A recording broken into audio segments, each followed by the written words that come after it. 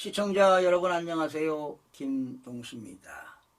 2030 청년층과 40세 이상 중장년층의 순자산 격차가 3년 새 44%나 더 벌어진 것으로 나타났습니다. KDI의 분석에 따르면 39세 이하 청년층의 순자산은 2019년 평균 2억 2천만 원에서 지난 2022년 2억 6천만 원이 된 반면 40세 이상 중장년층의 순자산은 평균 3억 8천만 원에서 4억 9천만 원으로 늘어났습니다. 문재인 정부 때 집값 상승으로 부동산 자산의 유무가 세대 간 자산 격차를 키운 것만은 사실입니다. 한국은행 금융안정보고서에 따르면 청년층의 순자산 대비 부채 비율은 2017년 31.6%에서 지난 2022년 39%로 높아졌습니다. 같은 기간 중장년층은 25.4%에서 오히려 23.0%로 줄어들었습니다. 또한 고령층은 15.4%에서 12.5%로 부채 비율이 줄어든 것과는 비교가 됩니다. 특히 주택 관련 대출이 집중적으로 늘었습니다. 청년층의 부채 가운데 전월세 보증금 대출 비율이 2018년 약 17.4%에서 2022년 30.0%로 높아졌습니다.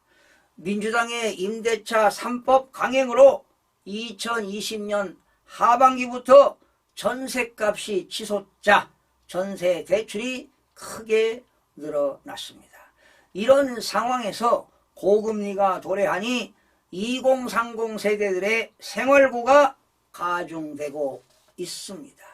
소득이 낮고 저축이 부족하며 돈 빌릴 것도 없는 청년층들은 금리 상승으로 부채 상환 부담이 늘면서 허리띠 졸라매고 소비를 줄여서 대응할 수밖에 없는 구조입니다. 이는 통계로도 드러납니다. 금리가 1%포인트 인상될 때 20대의 연간 소비는 약 29만 9천 원, 30대는 20만 4천 원으로 줄어든 것으로 추정되고 있습니다. 반면 60세 이상의 소비는 3만 6천 원 줄어드는 데 그쳤습니다. 이제 막 사회에 진입한 청년 세대가 빚의 굴레에 억눌려 헤어나지 못하는 지경에 이르는 것은 이만저만 심각한 문제가 아닙니다. 최근 코로나19 장기화로 인해 청년층의 실업률이 높아지고 소득이 감소하면서 청년 신용 불량자가 급증하고 있습니다. 2023년 6월 말 기준으로 청년 신용 불량자는 약 23만 1,200명으로 지난해 말보다 6개월 만에 1만 7천 명이 증가했습니다.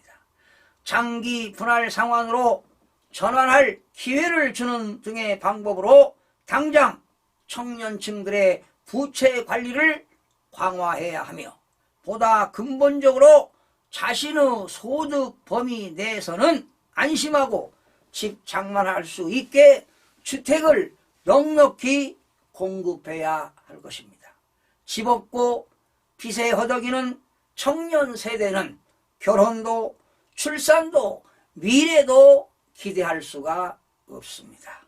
하루빨리 정부의 정책이 수립되기를 기대해보면서 방송을 마치겠습니다. 시청해주신 여러분 고맙습니다. 다음 시간에 뵙겠습니다.